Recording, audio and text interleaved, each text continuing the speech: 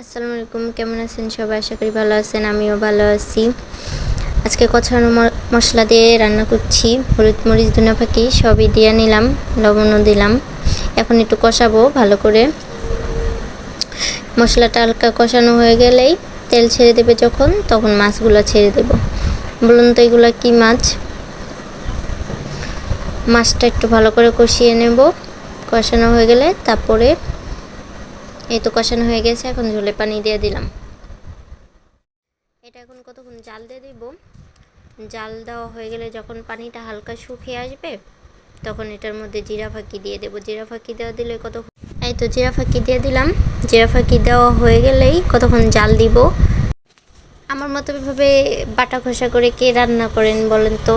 এই বাইম মাছটা বাটা ঘষা করে রান্না করলে অনেক ভালো লাগে, বিশেষ করে পাটাই বেটে রান্নলে আরও ভালো লাগে।